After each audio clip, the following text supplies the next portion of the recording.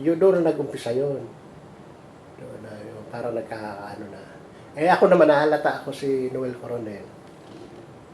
Di ba ang office natin sa doon pa sa ano? Sa SM. Mm. Sabi ko, nakataka ko, hindi naman nag-speaker to. Nag-ano to, mga motivational, yung mga ano, crowd. Mm. Pero yung mga bumalik sa basic, doon ako nagtataka eh. Nag-i-speaker siya nung mga albawa, yung sa module, yung mga nag-BBOM na gano'n. Parang may something ano, kasi hindi siya pang gano'n eh. Pang crowd siya eh, pang motivation doon.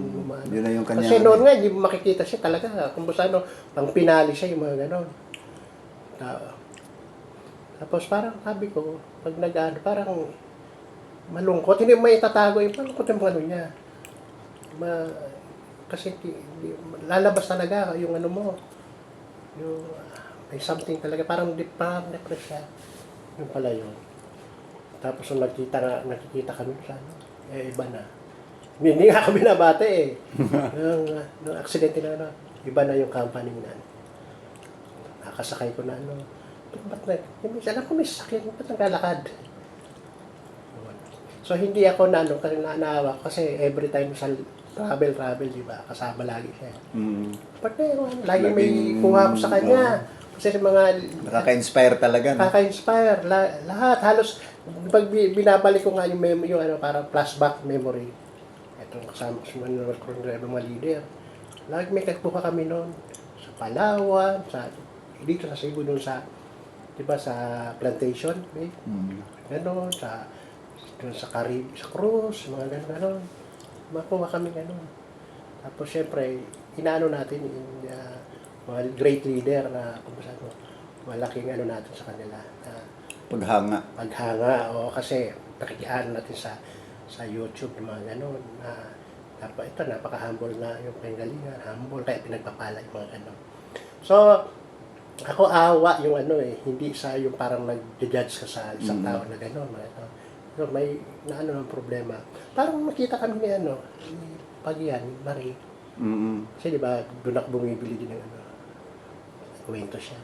Pero hindi naman ako kasi yung ano naman niya, habang nasa ano kami, nasa naglalakad, nagkuha nung konti. Sabi ko, nalaman ko nga yung ano, may problema din. So, alam ko na yan. Naikwento ko ako sa akin ni Ramon.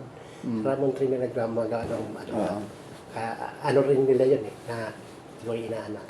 So, siya na.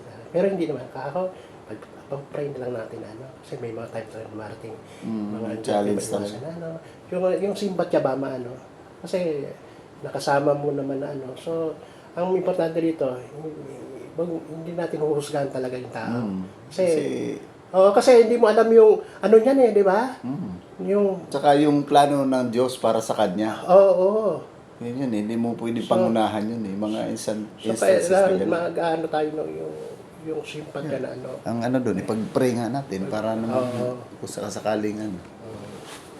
Ang ano nangyari na ano, hindi naman kasalanan na gano'n.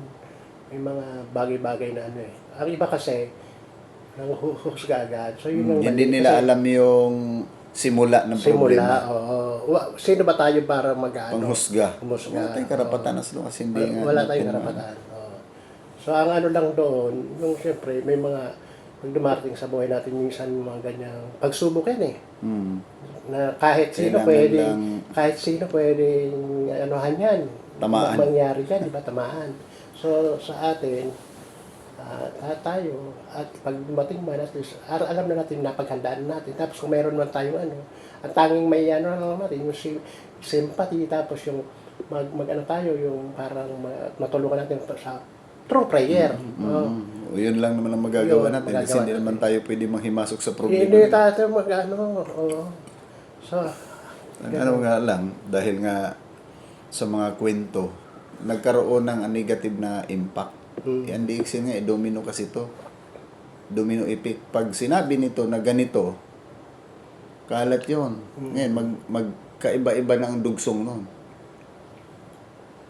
Kaya sa dulo, hindi, mali talaga. Totoo. Ganun eh. Hindi mo rin maiwasan kasi nasa network marketing tayo, mabilis kumalat yung negative na ano. Ngayon, yung mga leader mo, pipigilan mo na huwag kayong bumili dyan Kasi nga may negative na, narinig natin, although hindi tayo nag-comment, pero dahil nga gusto mong isave yung grupo mo, hindi mo talaga payagan bumili doon. Baka mamaya madamay pa o mahila pa. Yung mga ganun, yung sabi, ba, nung sa grupo nila McQueen, di ba? Yung ganun. Minsan, ako experience ko rin, minsan yung makabantay kasi hindi naman ako kilala. Ganun. Ganito pala dito. Kaya minsan sabihin ko dun sa mga, huwag kayong bumili dito kasi baka mo ganito ang isa yun doon. So, winawarningan ko rin. Hindi naman din inaano din, pero at least, aware din tayo, di ba? Tsaka sa kapakanan nyo ng grupo na binil mo.